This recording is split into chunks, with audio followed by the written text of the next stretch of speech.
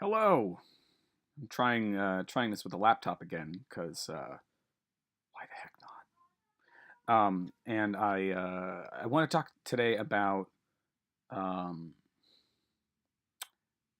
well, it'd be kind of a spoiler to tell you what I want to talk about. So let me start by saying that I found the very first, as far as I'm aware, the very first review of my novel. Now, I know what you're saying. Chris, why did you do this to yourself? Why did you go looking for reviews of your book? Let them come to you if they're good, ignore them if they're bad. It's better for your sanity that way. Well, you're not wrong. But I went looking and I found something. And it's actually pretty good, all things considered. I want to read it to you and then get into what I wanted to do the video about. Okay, so here's the review. It's very short. Don't tune away. Um, Very short paragraph. This is from Sharon H., an educator who read the book on NetGalley, which is a site for book bloggers and educators and reviewers and whatnot to read books in advance. In a perfect world, I would have gotten the book up there many months in advance of it being released, but I'm learning as I go along. So anyway, here's what Sharon writes. Missing Mr. Wingfield. This book was an interesting read. Well written, but really was most bizarre.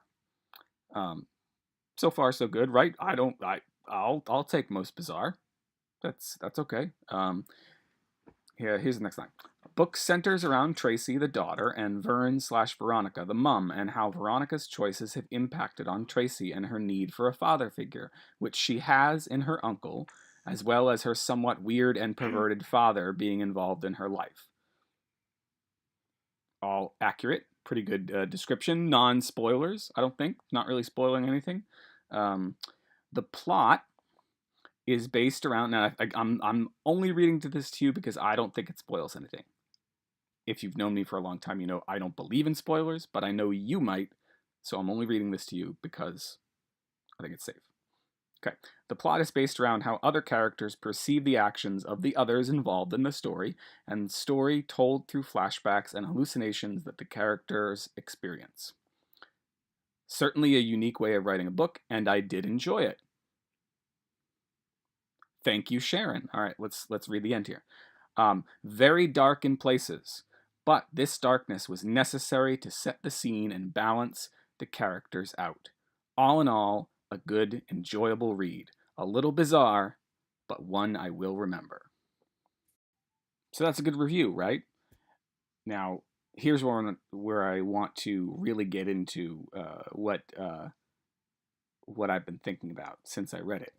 I first came across this review in the form of just its rating. So, you know, with a lot of reviews, there's a rating, usually a number of stars, a thumbs up, a thumbs down, that kind of thing. Um, there's a rating, and then there's sometimes a review. When I saw this review initially, all I saw was the rating, and I was a little bummed for reasons I'll get into in a second. So I went looking for. I wonder what the what the narrative was. So I found it initially on Goodreads, where it was given a certain amount of stars. I went looking. I found the actual narrative version of the review over on NetGalley, as I think I mentioned at the top.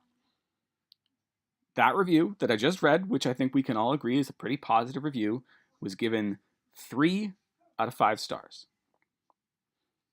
which is fine. My wife, my sister-in-law, all tried to convince me today that 3 out of 5 stars is actually a pretty good rating.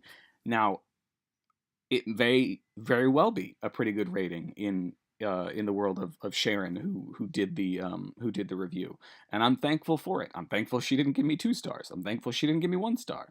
I'm thankful that she took the time to read the book. First of all, thank you, Sharon, if you happen to be watching this. I'm thankful that anybody reads my books, and I'm thankful, extra thankful, that she took the time to write a review. Right? Um, I mean, even before that, that she took the time to rate it. I'm blessed. So let's put aside Sharon's review for a second, and it just gets me to something that have a very definite opinion on, and that is that 5-star rating systems are complete and utter bullcrap. I think I can say bullcrap, right? I think I can say whatever I want. It's my channel, but we'll say bullcrap instead of the other thing. 5-star rating systems make no sense because everyone will default to 3 stars, and everything will be 3 stars because nobody wants to make a decision. They don't want to decide if something is really good or if something is really bad, so they just put it at 3 stars. And that's why I read that review. So I initially see 3 stars. I go, that's not that good. And then I read the review and I said, wow, it sounds like she kind of liked it. Maybe wasn't totally up her alley, but that she dug it, right?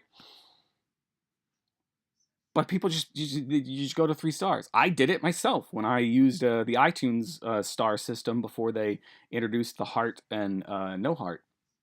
I hope that it doesn't sound like I have no heart here. I'm very thankful. At any rate, I think we need to get rid of 5-star systems. 4 stars, right? 4 stars makes you decide: is it a 2-star thing? Is it a 4-star thing? I'm sorry, is it a 3-star thing? Right? A 3-star in a 4-star system is pretty awesome, right? That's pretty good. That's 3/4 of the way there. 3 stars in a 5-star system. I'm just glad that there was a narrative review to go along with it, because I could still be obsessing about it right now. Am I still obsessing about it right now? Is that... Damn.